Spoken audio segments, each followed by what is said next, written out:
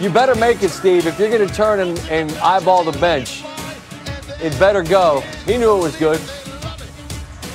I'm not sure what those Rockets uniforms are. How about duds? I don't think Harden's going to be wearing it much longer. See you duds with the pants. Look at those pants. Fancy. James Harden quote, by the way, after that one. A bit ominous. It's coming. Game of the night, Philadelphia. Both teams shorthanded. 14 players listed out due to health and safety protocols. But JoJo was playing. We pick it up late. Tyler Hero. Unafraid. Heat tie the game. Less than a minute remaining. Heat leading by 2. Hero. Precious Achiuwa. Rookie from Memphis. Doing things. 4-point lead. 30 seconds left. 76ers down 5. Isaiah Joe. He played like 38 minutes.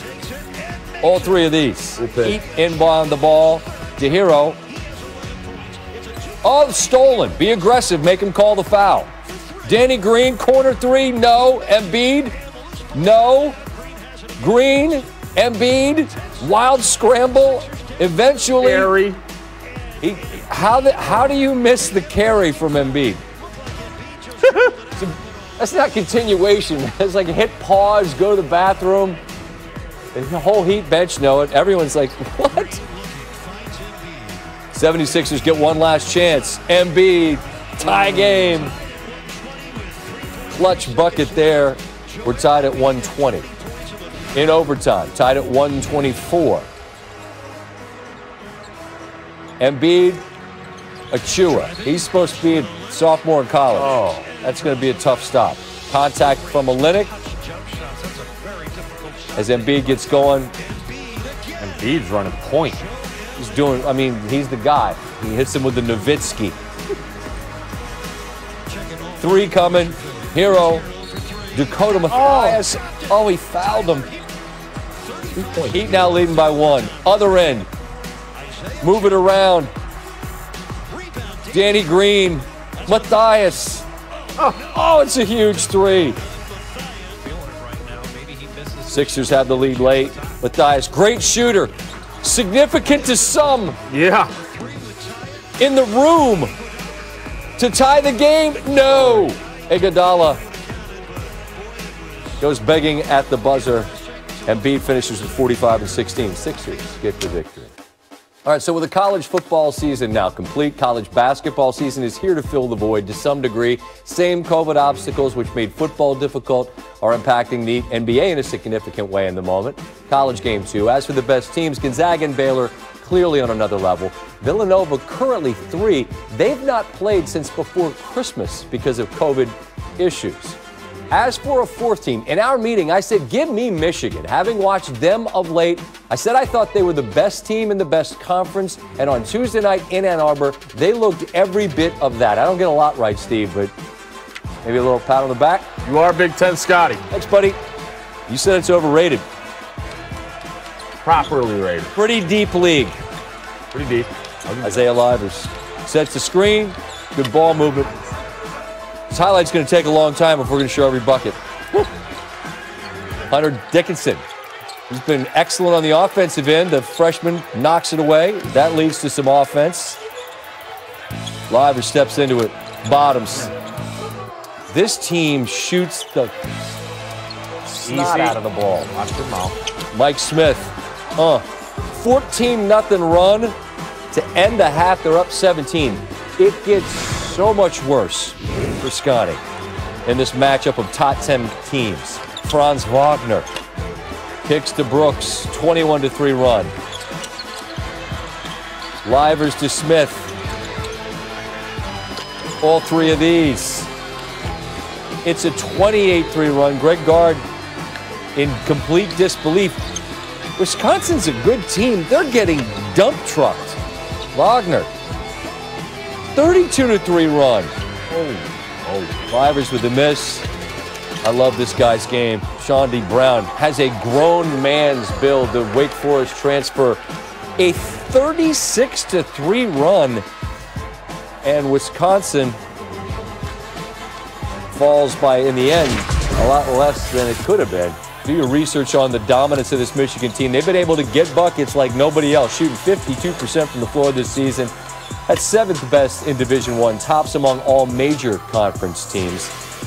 And their first 3 ranked opponents of the season have been their last 3 games. They've won each of those by at least 15 points. The only other team in history to have a streak like that during the regular season was Kentucky in 2003. You add it all up, Wolverines 11-0 for just the 5th time in the history of a proud program. One of just 5 teams across Division I to be 10-0 or better. List rounded out by Drake at 13-0. Number 1 Gonzaga, Baylor, Winthrop also in there at 11-0. KU's won 5 straight against Oklahoma State in Stillwater. Trip to Oklahoma State means focusing in on this guy, Cade Cunningham, because he can really go. He'll go high in the draft. Hits a 3 there. Oklahoma State with a lead. And it's a lead that's growing in transition. Beautiful. Avery Anderson III through the contact. Looked like he was thinking about taking off and trying to punch it on him. Oklahoma State leads by 11 at the half. 10-point get the assist to Ochi Abaji. Here comes KU. McCormick. This guy's really done a great job working on his body and his game. He's become an excellent post. Had a big night, big reason for this comeback. Drive to the rim. Marcus Garrett gives KU its first lead since being up 18-16. That's where we are late. There's McCormick again. Kansas is up 3. Great play design to get a corner 3. Isaac Likely, and the game is tied at 70. I remember I told you about best thing. How about this? A block from Cunningham. He starts it with like an outlet, which turns into this, which turns into that. And that's Rondell Walker, who gets the bucket and the harm. Great block, save it, but don't just save it, start a break. That's tremendous work from everybody on the floor in an Oklahoma State jersey. 3-point game late.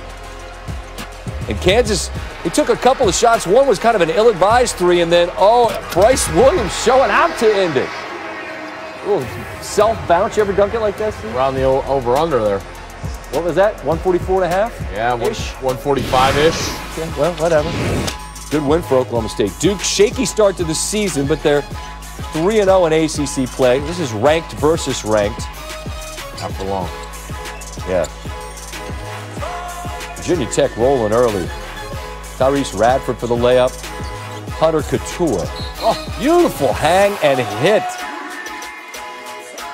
As Radford there got the pass from Couture.